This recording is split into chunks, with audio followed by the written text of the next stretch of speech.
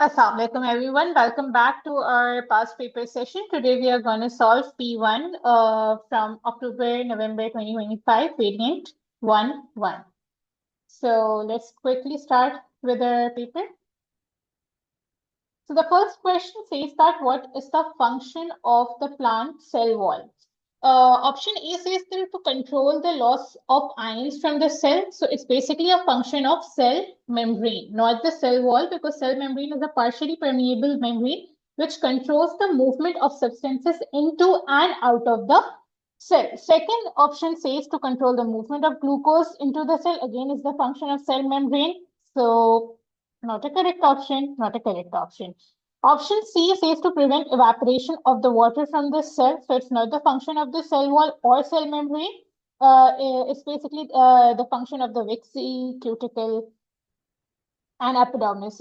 So option C is also incorrect. Option D says to prevent the cell wasting when the water enters. Yes, it is the function of cell wall because it maintains the turgidity and controls the bursting of the cell if the pressure increases inside the cell. This is why the animal cells are more prone to bursting if they acquire more fluid into the cell due to osmosis. Okay. So now let's move on to the next one. The international system for naming organisms is the binomial system. It's a very straightforward question. You know that binomial system require genus and species. Hence, our correct option would be B.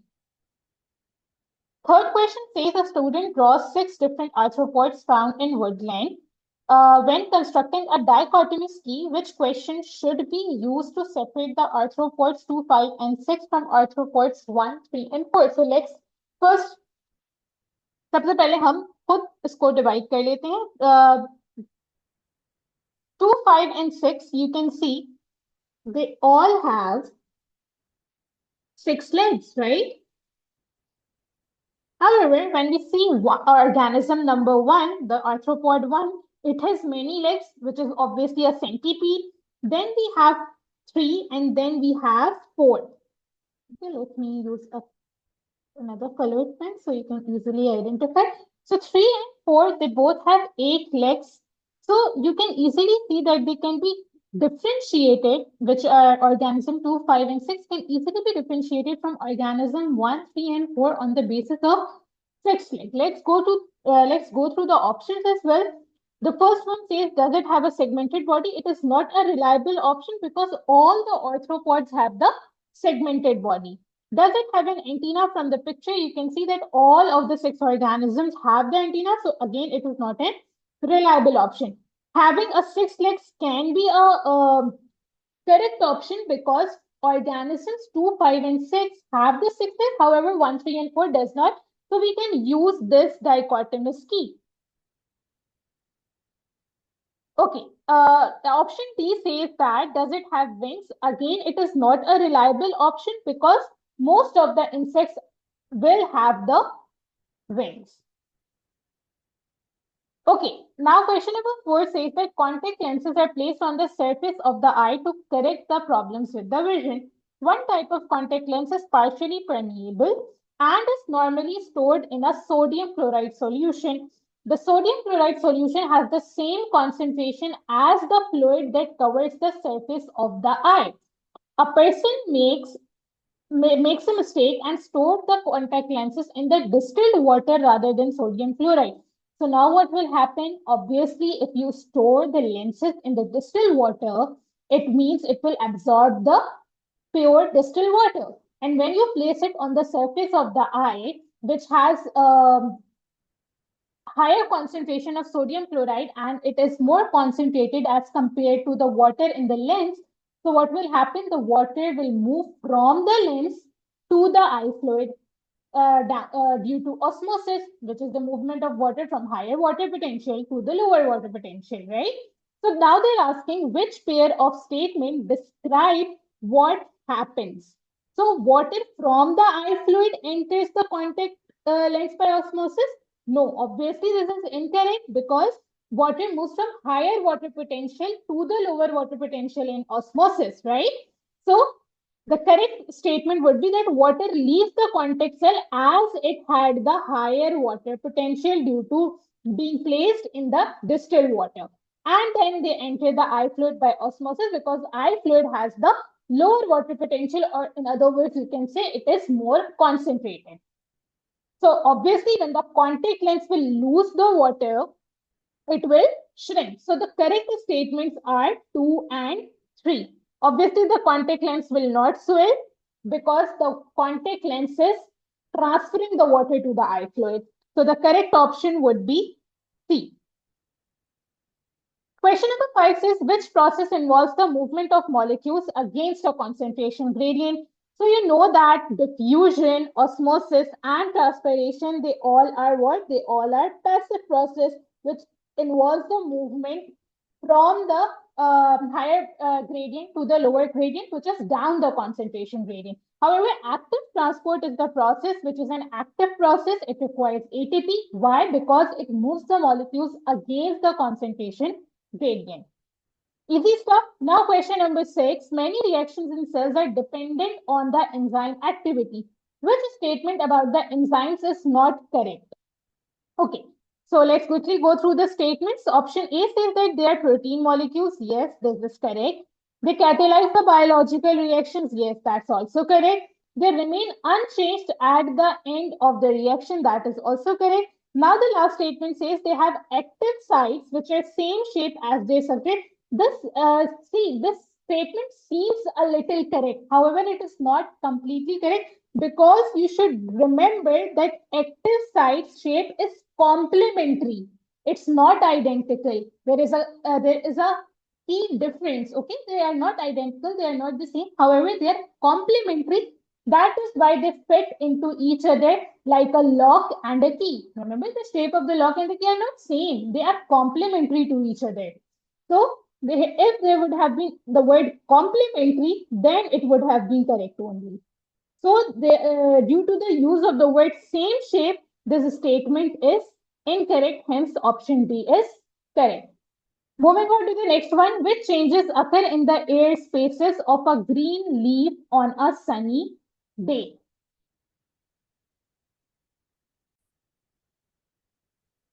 Okay, so on a sunny day, what will happen? Obviously, due to the presence of sun, we will be having photosynthesis in the leaf. And when we talk about photosynthesis, photosynthesis involves the consumption of carbon dioxide,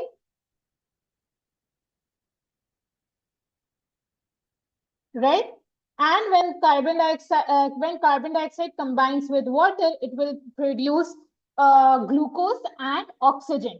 So what will happen inside the leaf? The carbon dioxide decreases and the oxygen concentration increases as a result of photosynthesis. Hence, option B is correct. Okay, question number 8. Which diagram correctly links the carbohydrates made as a result of photosynthesis with their uses? Okay, so the first option, it says that cellulose is an energy storage. Is it? No, it is not. Because cellulose is basically a structural component. It is not an energy storage. Then they're saying that glucose is used in respiration. That was correct. Starch builds the cell wall. This was incorrect match. And sucrose is for transport. So we already know that it is incorrect because cellulose is not an energy storage and starch is not used to build the cell wall. So these two things were incorrect. Hence, option A is incorrect. Now let's see option B. It says that cellulose is used for transport. Glucose is used to build cell wall. This is incorrect. Again, starch is used in respiration. No, glucose is used in respiration. So option B is also incorrect. Now let's see. So option C, cellulose is used to build cell wall. This match was correct. Glucose is in energy storage. No, it's not in energy storage. However, it is used in respiration. Starch is for transport. No, it is not. Sucrose is used in respiration. No, glucose is used in respiration. Hence, option C is also incorrect. Now, let's see that whether option D gives us the correct matches or not. So, cellulose is used to build the cell wall. That is correct. Glucose is used in respiration. That is also correct. Sucrose is used for transport through the phloem. That is correct. And then what's the last one? The starch is used in it as an energy storage. So this option gives us correct matches for the carbohydrates and their uses. Question number 9 says an investigation is carried out on the rate of photosynthesis in different environmental conditions.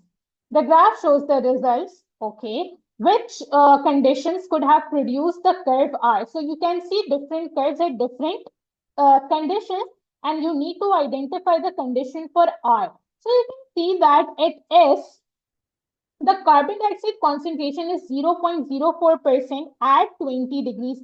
Now the R shows a little higher rate of photosynthesis, which means either the temperature is increasing or the carbon dioxide concentration is increasing. Above R, we have carbon dioxide concentration 0.15 at 20 degrees Celsius. It means at R, we have carbon dioxide concentration between S and Q. So your carbon dioxide concentration should be between 0.04 and 0.15. Okay, which means greater than 0.04 and less than 0.15 in order to match the criteria for R. So out of the 4 options, only option B gives us this range, gives us the value within this range, 0.04 again. So if R is at 0.04% of carbon dioxide concentration, it means what is increasing? The temperature must increase. So for 0.04, this is the only match, and we have the temperature higher, which is 30 degrees. So it is basically the temperature which is increasing the rate of photosynthesis, not the carbon dioxide concentration. Make sense? Okay, now let's move on to the next question. Hydrogen carbonate indicator changes color according to the concentration of carbon dioxide present. Okay, the table shows these changes. If the color of the hydrogen carbonate indicator is orange, it means atmospheric carbon dioxide concentration is present. If it is yellow, it means the carbon dioxide concentration is higher. And if it is purple, it means the carbon dioxide concentration is even lower than the atmospheric concentration. Okay, let's go through the options. They're asking you which test tube shows that the rates of photosynthesis and rate of respiration are same, which means that the net uptake is 0. Net uptake of carbon dioxide is 0. Which so if you see option A, it says in the darkness. In the darkness, what will be the plant doing? It will be respiring, which means it will be producing more carbon dioxide, right? And that is why you can see that the color is converting from orange to yellow. And why it is becoming yellow? Because when the plants respire, they will be producing more and more carbon dioxide. And in the dark, they will not be photosynthesizing, which means they will not be utilizing carbon dioxide. Hence, the concentration of the carbon dioxide will increase. So option A is incorrect because we want the equal concentration. Okay, in option B, in the dim light, it says that it stays orange, right? The color orange is already telling you that the atmospheric carbon dioxide concentration is present in the test tube, which means that there is no up and down there is no change in the concentration of the carbon dioxide, which shows us that the photosynthesis and respiration is occurring at the same rate. However, in option C, you can see that it changes from orange to purple, which shows us that it has the lower concentration of carbon dioxide, which means the plant is carrying out more photosynthesis and utilizing more and more carbon dioxide as compared to respiration. In option D, it is occurring in the light. It changes the color from orange to yellow, which means that it is producing more producing more carbon dioxide because it is turning into yellow. And why the plant will be producing more carbon dioxide? When its respiration is increased than as compared to photosynthesis. Hence, the correct option would be B. where the color stays orange because the rate of photosynthesis and respiration are equal. Hence, the change in carbon dioxide concentration is 0. Okay, question number 11. The diagram shows section through a dicotyledonous root, stem, and leaf. This is a very high yielding question, by the way. It comes a lot. Okay, so whenever you do your plant section, you should know that where is the xylem and where is the phloem in each part of the plant, whether it is root, stem, or a leaf. So the end pieces of the roots, stems, and leaf stalks are placed in the water containing a red dye. After several hours, the colored water has traveled along some of the vascular tissues. So you know that there are two vascular tissues, xylem and phloem. So if they are talking about the transport of water containing a red dye, which tissue they are talking about? Yes, they are talking about xylem specifically. Okay, so let's quickly identify the xylem. You know, in the roots, xylem is present in the center, or you can also remember it through a mnemonic that in the root, you can see the xylem's shape is like the X. Then in the stem, the xylem is towards again the center, which is here. Okay, this part of the xylem, this part of the vascular tissue is pointing towards the center, right? Hence, this is the xylem.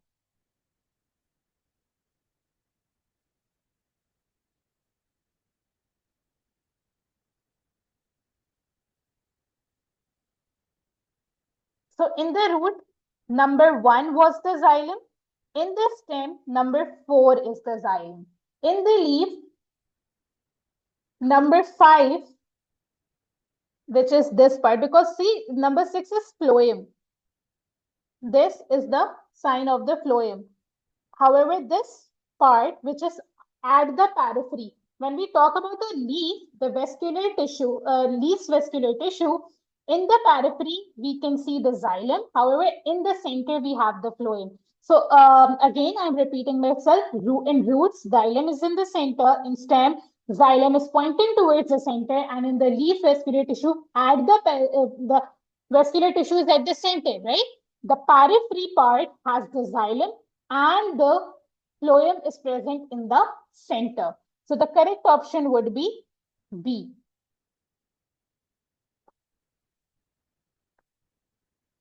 Okay, number 12, which nutrient deficiency causes scurvy? It is caused by the deficiency of vitamin C. Okay, next question, which sets of muscles contract to cause the body to breathe in? So there are two muscles which plays a role in breathing in. First is your diaphragm and the second is your external intercostal muscles.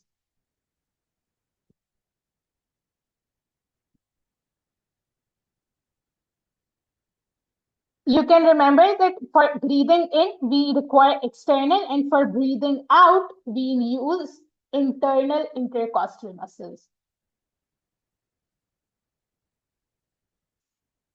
So the correct option would be A. Next question, which process uses energy obtained from the respiration? So energy which is produced by the respiration is in the form of ATP. So let's quickly go through the process and identify whether they require energy or ATP or not.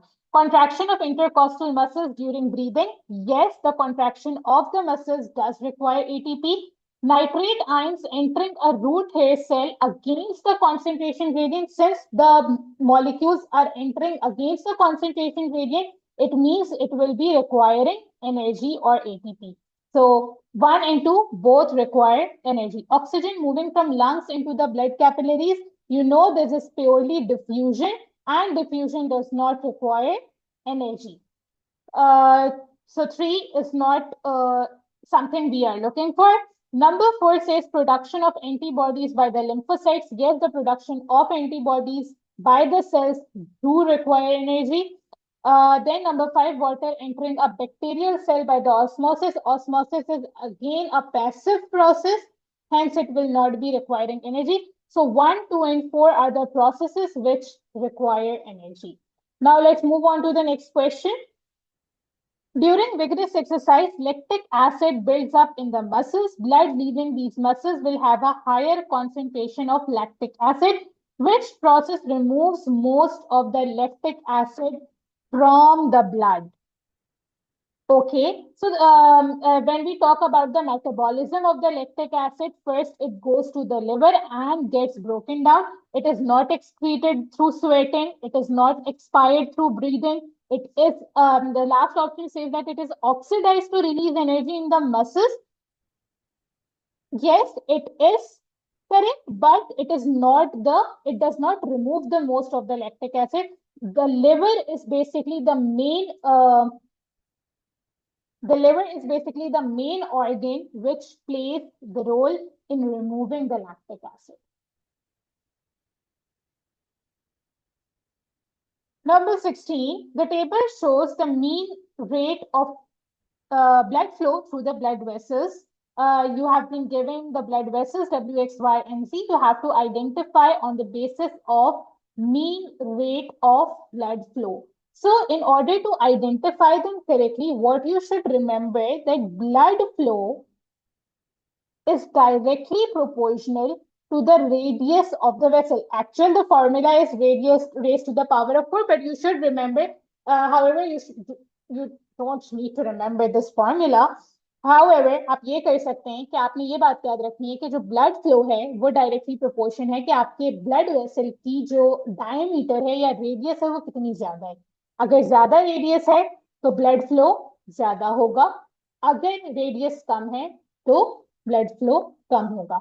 Now let's talk about capillaries. ठीक है, सबसे पहले we talk about capillaries. You know that capillaries are the smallest vessels, right, which means अगर smallest vessels हैं तो smallest, so least blood flow होगा. So which blood vessel has the least flow? W, right?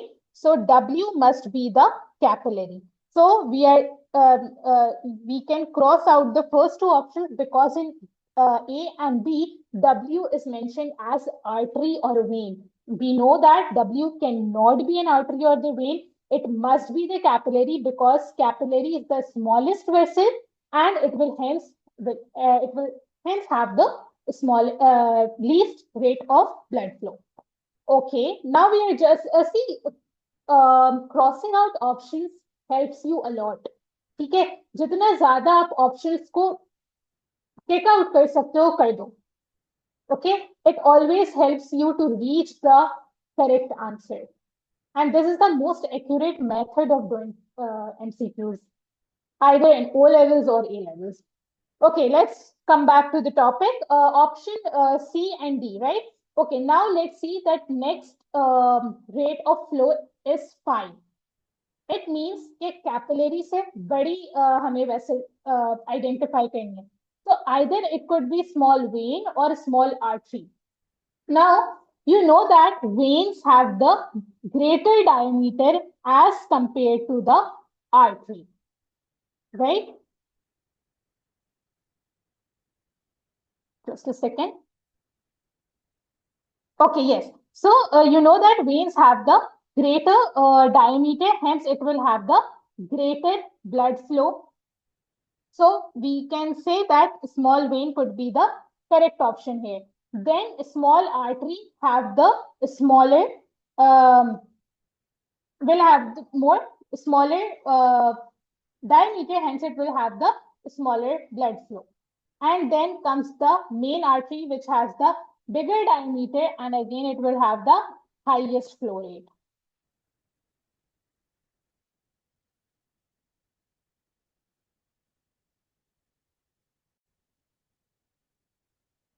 Okay, so you also can remember this in this sequence that from arteries to capillaries, the size of the vessel decreases.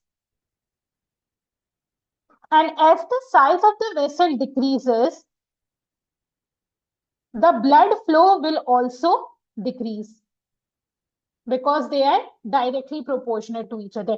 So you know that capillaries has the least size and the least blood flow. Hence, W was the capillary. Then you can identify Z easily because Z has the highest blood flow rate, which means that artery, it must be an artery. So main artery is the Z. Then you can, if you are confused between X and Y, so you should remember that small artery will have the greater diameter as compared to the small vein, right? That's what the confusion begins, occurs in C and D.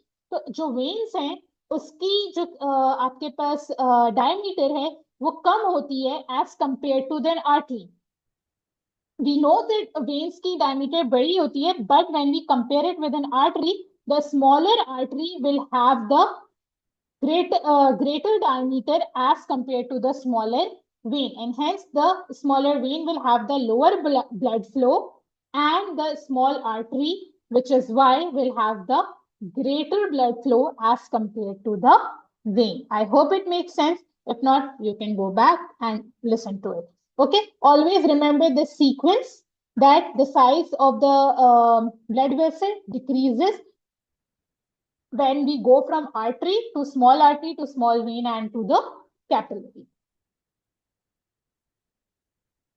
Okay, next question. What happens during the blood clotting?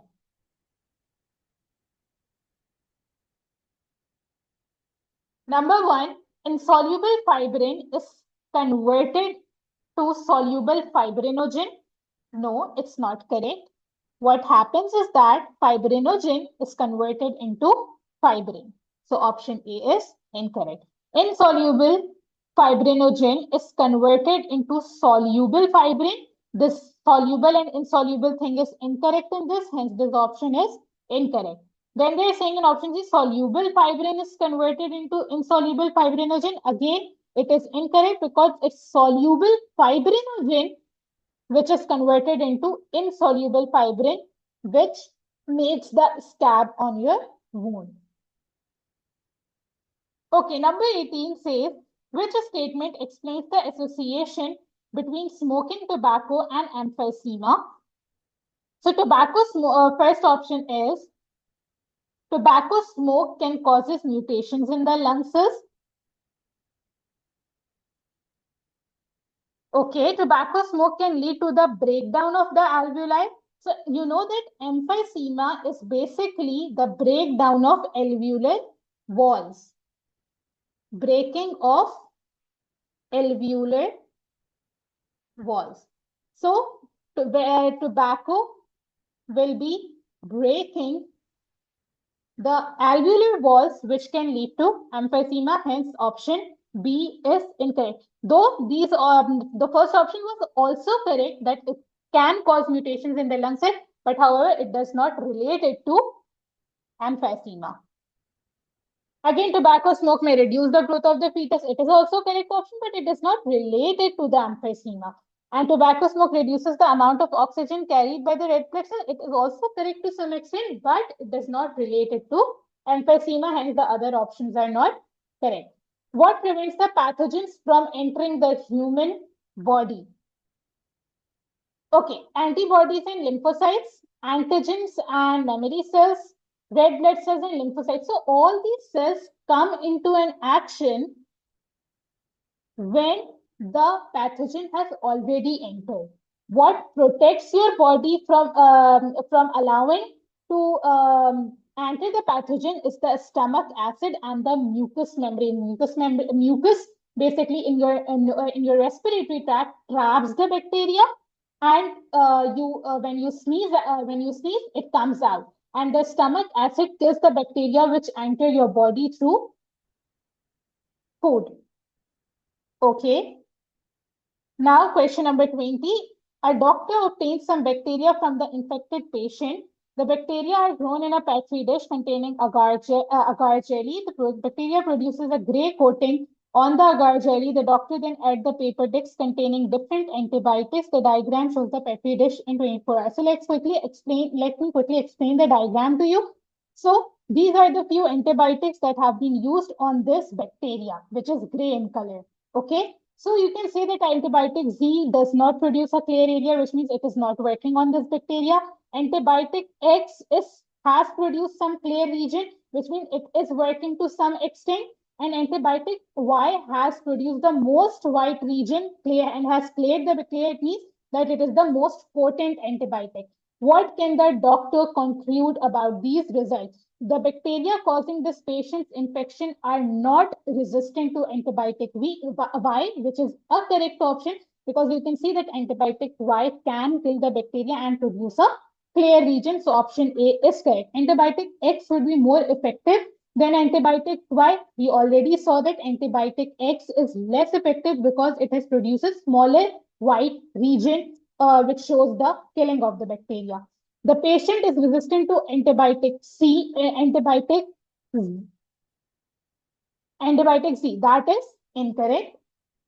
Antibiotic X is least effective treatment for this patient's infection. We cannot say that it is least effective because it can kill some of the bacteria. Hence, the most correct option is option A.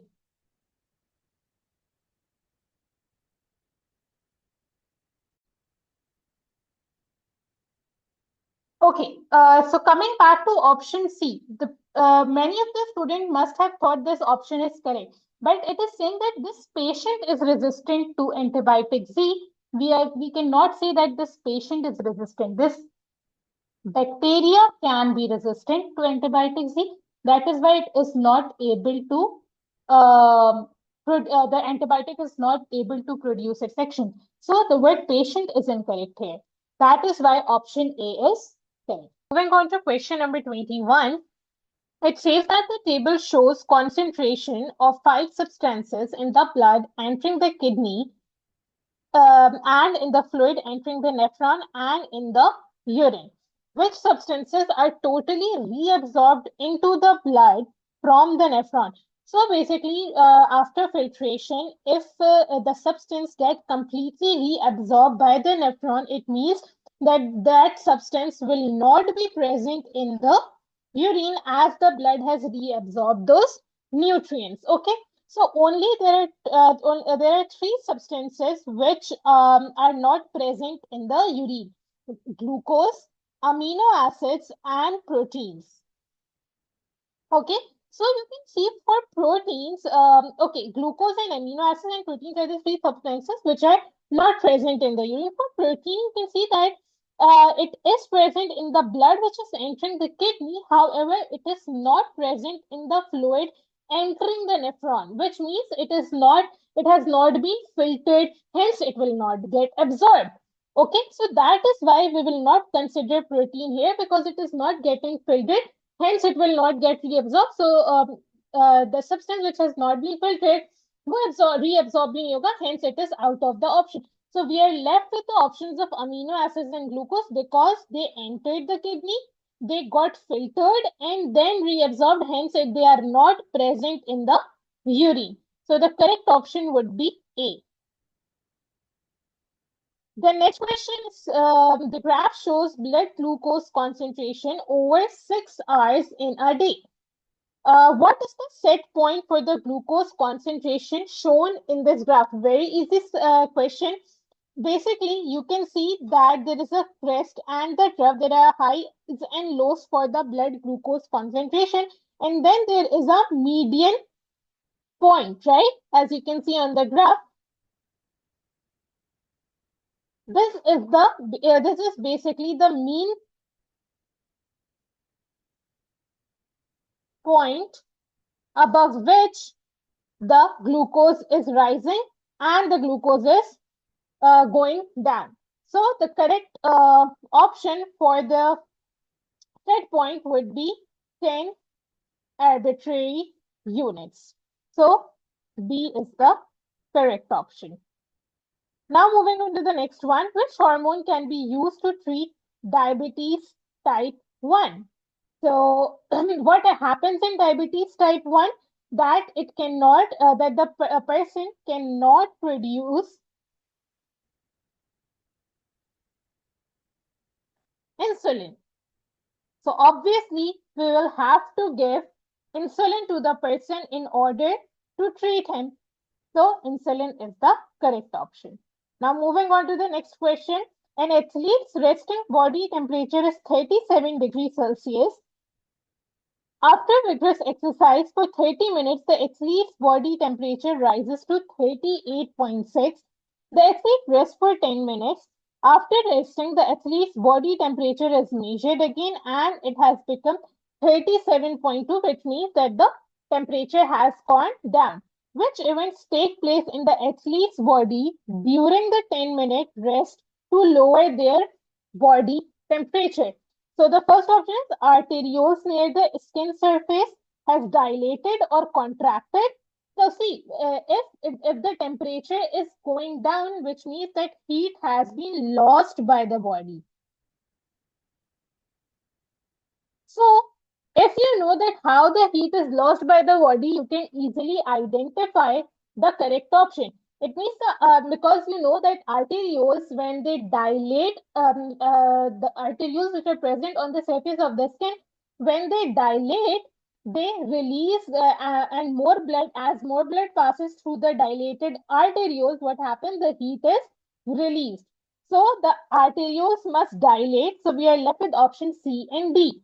Now, the heat energy is lost through evaporation of the sweat or shivering. Obviously, the body was at high temperature, so the body will lose the heat through evaporation of sweat and not shivering. Shivering occurs when the body's temperature gets, when the body is in the colder environment. Okay, so the correct option was C. Next question, which endocrine gland produces follicle stimulating hormone? So the correct answer is B, because pituitary gland is the one which produces FSH and FSH and LH, which is luteinizing hormone.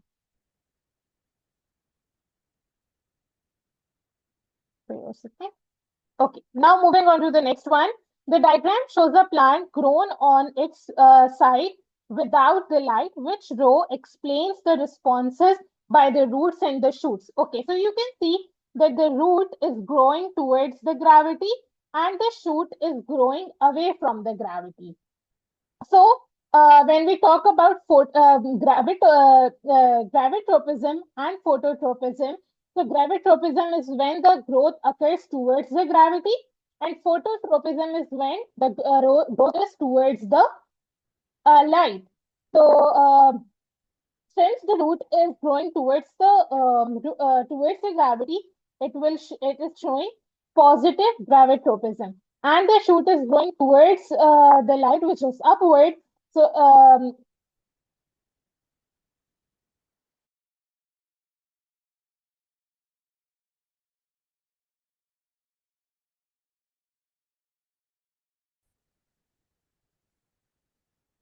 okay, so when we talk about root, it is growing to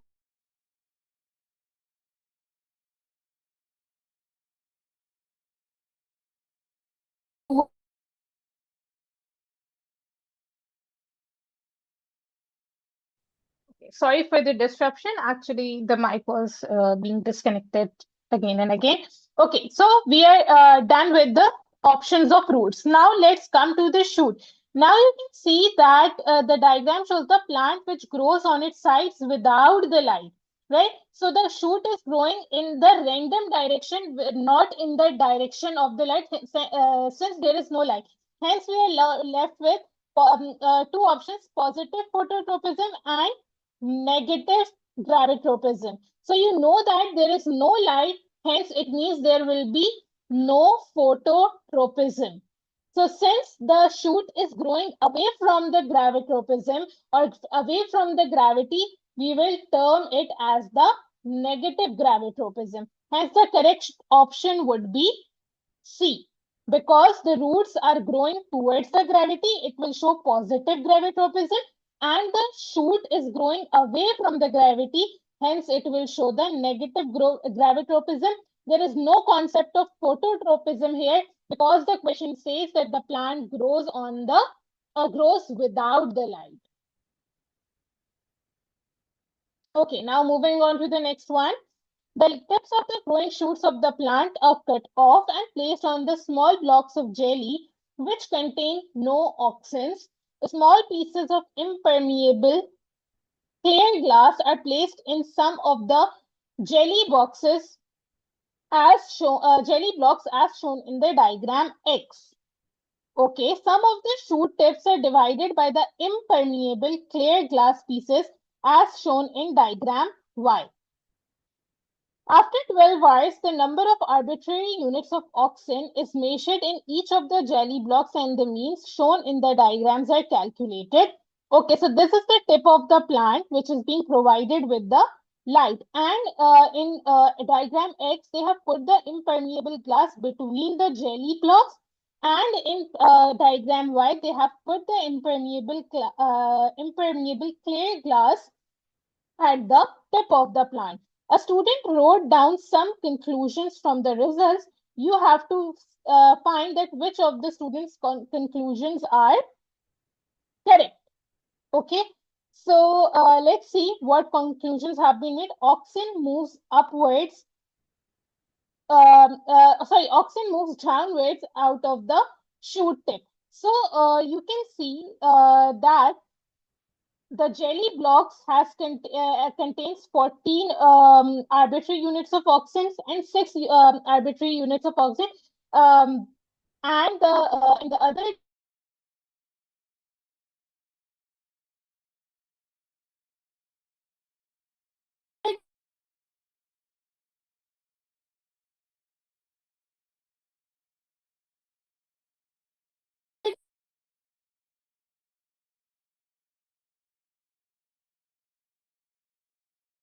now let's talk about the statement 2. It says that the distribution of auxin in the shoot tip is affected by the light intensity. They're saying that the disruption of the auxin in the shoot tip is affected by the light intensity. So what do you think that on both diagrams X and Y, we have been given the same light intensity, right?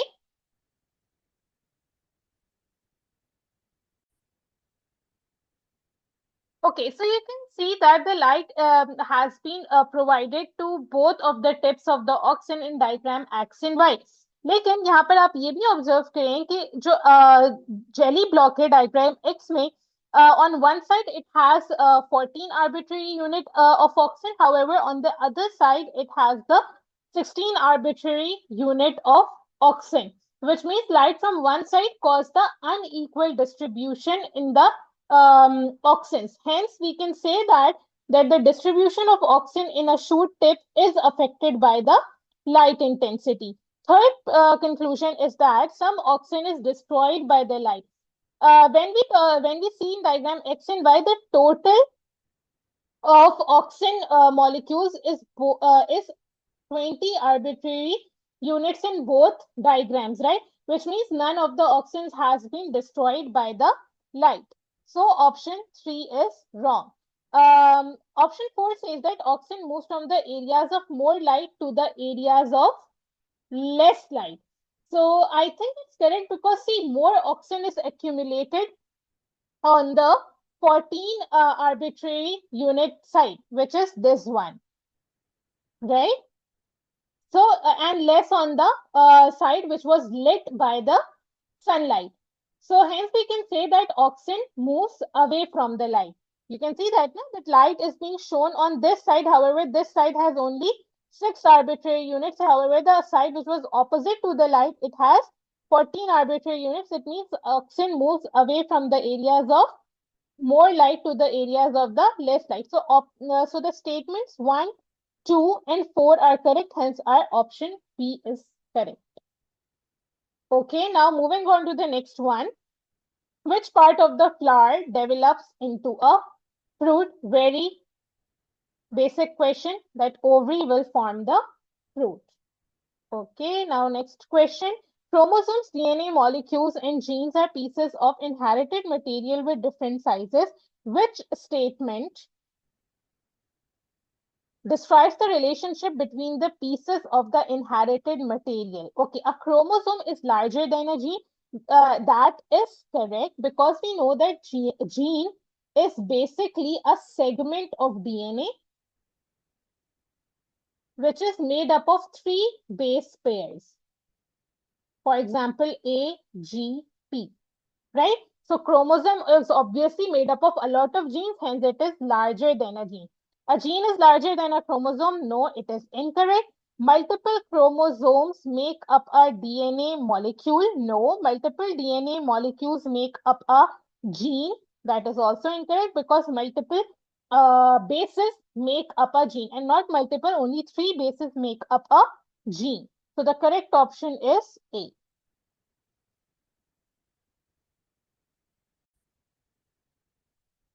Okay, a day ago, a student asked me as well that why option C is incorrect, that multiple chromosomes make up a DNA molecule. There's only one chromosome which is coiled up to form a DNA molecule. There is no multiple chromosomes, all right? That's why option C was incorrect. Okay, next question. During the division of the nucleus by meiosis, changes can happen that produce a gamete with an abnormal number of genes or an abnormal number of chromosomes, which change can result in the child having a Down syndrome. So if you know about the Down syndrome disease, then you can easily identify the correct option. Option E says a gamete with one extra chromosome. So you know that in Down syndrome, there is an extra chromosome on chromosome 21. So that's the correct option. Then it's saying a gamete with one less gene. That's incorrect. A gamete with one less chromosome. That's also incorrect. And a gamete with one extra gene. That is also incorrect because in Down syndrome, there is that is a trisomy which is of chromosome number 21. So there is an extra 21 chromosome. Okay, next question. Which row shows possible effects of natural selection? Natural selection can cause mutations to occur, and the second statement is that natural selection can lead to the extinction of the species.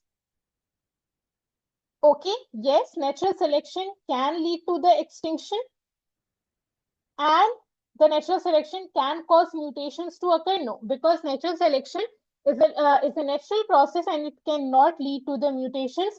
Hence, option B is correct.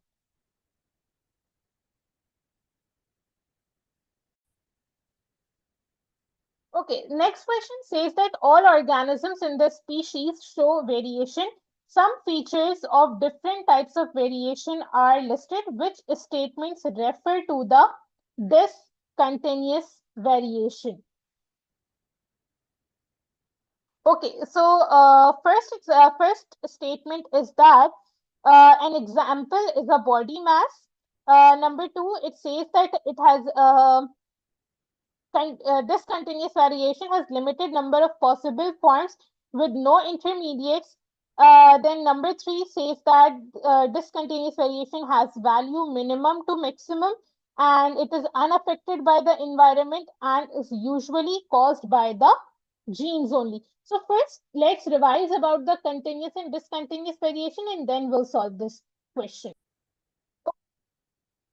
When we talk about continuous and discontinuous variation, discontinuous variation is a type of genetic variation which shows two or more separate forms of a character in the population, right? We can categorize them easily. There are separate categorization which can be made in discontinuous variation.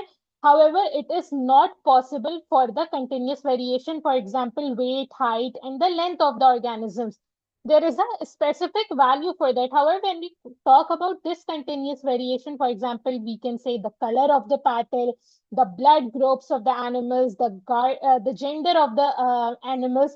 So see, these can be categorized as A or B, right? There is no intermediate which we can find. However, in heights and lengths, which is termed as which are termed as continuous variations, there are intermediate values for them, right? Hence there is a smooth bell curve which is formed for the continuous variation.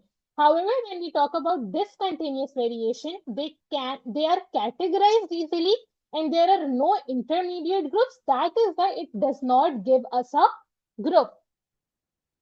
And when we talk about the discontinuous variation, you should also know that only either one or few genes are present for the determination of a particular trait. For example, the blood group can be either A, B, or O. The color of the petal, for example, can be green or pink. There is no intermediate thing. The gender of the animal can be male or a female. Hence, so there is either one or there are few genes which can determine that particular trait. Another major difference between the continuous and the discontinuous variation is that for discontinuous variation, we have a predictable one-to-one relationship between the genotype and the phenotype. However, in continuous variation, we'll have one-to-one correspondence of the genotype and the phenotype. So now let's quickly identify the correct conclusions of discontinuous variation from the given list. So I think number 2, which says that it has a limited number of possible forms with no intermediates, that is correct. Okay, example is body mass. Body mass is an example of a continuous variation. Okay, so hence it is wrong. Number 3 says that has a value from minimum to maximum. That is also a property of continuous variation. It is unaffected by the environment. Yes, it is unaffected, like blood group and gender of the animals. They are not influenced by the environment. However, weight, height, length of the organisms are affected by the environment. So 4 is correct because the discontinuous variation is unaffected by the environment. Number 5 says it is usually caused by genes only. Yes, it is completely depends on the genes. So 2, 4, and 5 are correct. Hence, option C is correct. Okay, number 33, bacteria reproduce by splitting into two. This can happen every 20 minutes in ideal conditions of sufficient water, food, and at a warm temperature. The small numbers of bacteria do not usually make the people ill. So basically, they are saying that at every 20 minutes, it is splitting into halves. Okay. When a student takes her lunch out of the fridge, it contains 4 bacteria. After 2 hours at room temperature, it contains 256 bacteria. After 2 hours, it was containing 256 bacteria. From the time that the food is taken out of the fridge, how long will it take before there are 16,384 bacteria in her food? I know it's a very mathematical question and must be challenging for many bio students, but let's quickly break it down into easier concept.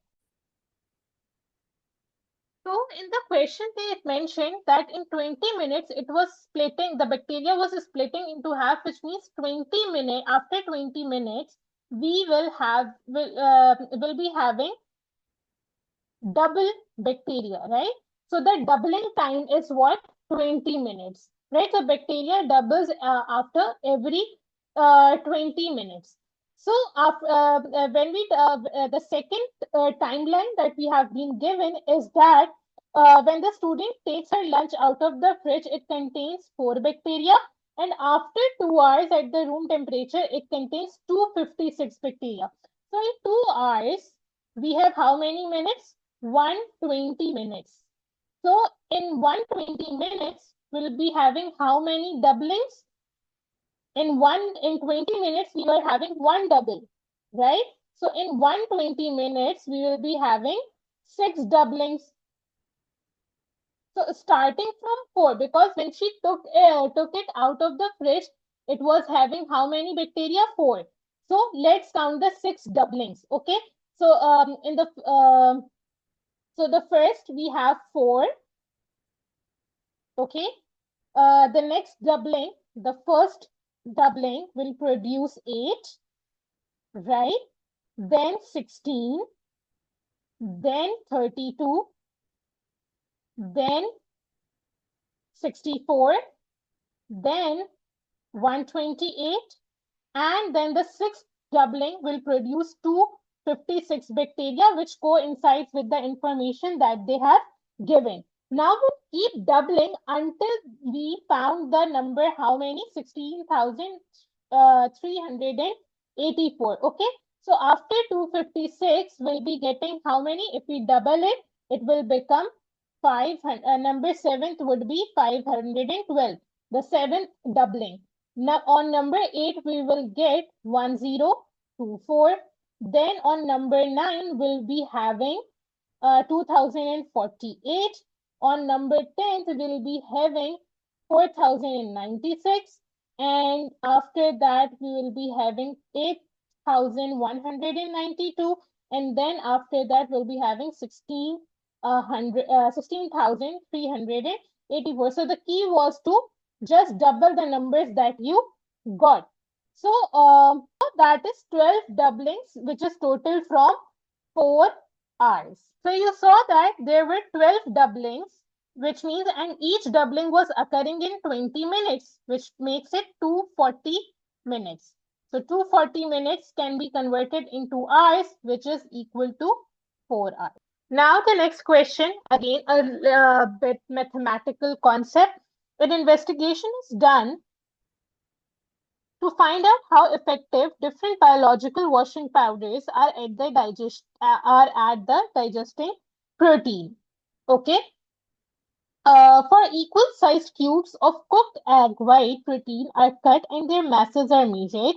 The cubes of the protein are then placed in the test tubes containing 10 cm cube solution of the 4 different biological washing powders of the same concentration. The cubes of the protein are left in the solutions at room temperature. After 24 hours, the cubes of the protein are removed from the test tubes and their masses are remeasured. Okay, so we have been given the masses of the cubes at the start of the investigation and at the end of the investigation for the 4 washing powders. So in order to see that what is the percentage decrease in the mass of the cube of the protein in the most effective washing powder given to 1 decimal place. So in order to find it, first of all, we should know that which powder is making the largest decrease in the mass.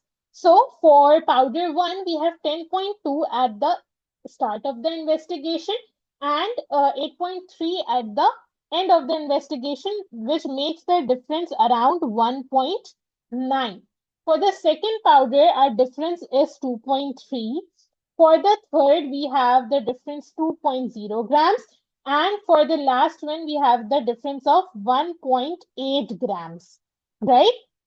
So you can see that the most greatest difference was produced by the powder 2, which was 2.3 grams. So 2.3 grams was decreased by powder 2. So the percentage decrease will be in the denominator will be adding the original mass, which was 10.2, and we'll work out using a calculator, and I think it's giving 22.549%.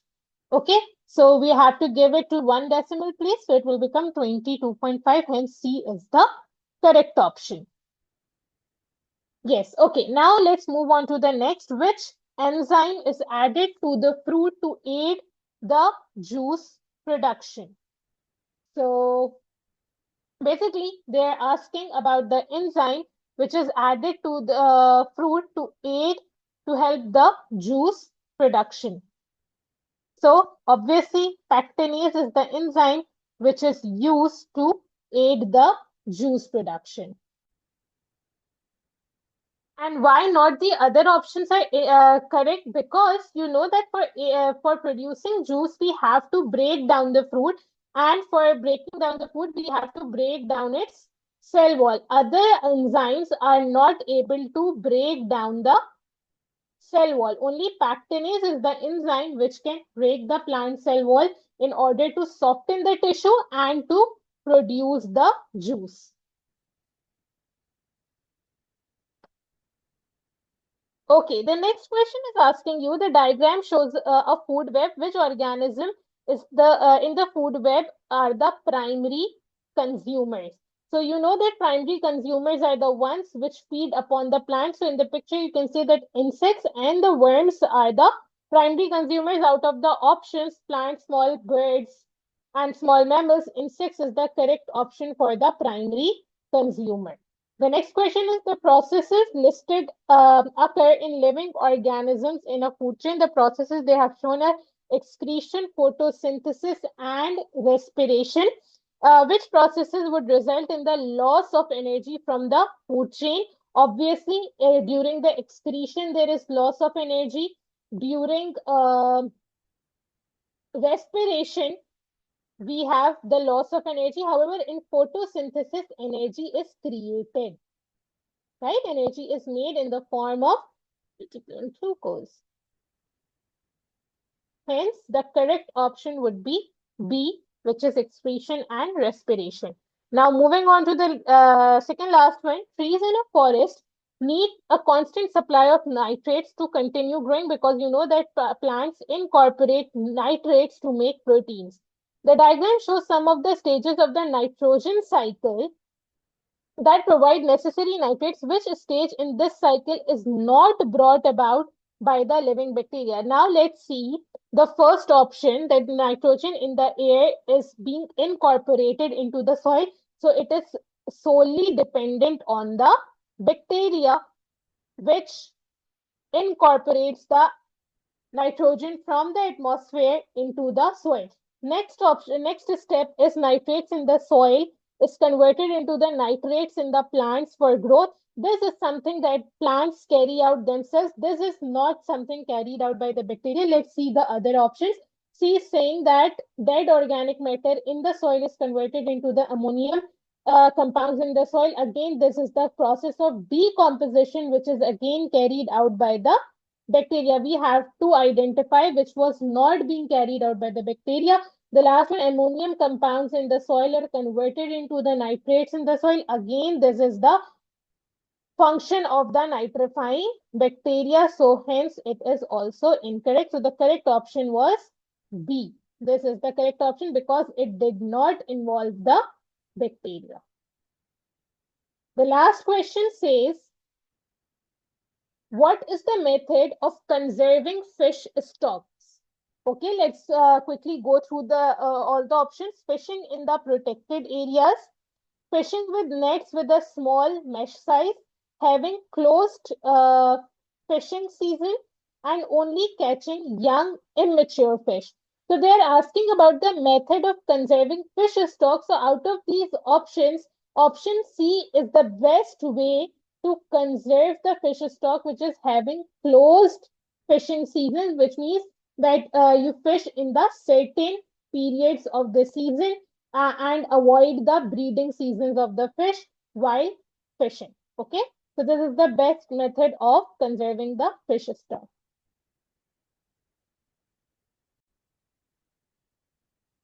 Okay, now let's quickly discuss that why other options are incorrect. So the first option says that fishing in the protected area. So so we know that protected areas are made so that fish can breed safely. So if we start fishing there, it will reduce the stocks. Hence, it is not a method of a conservation.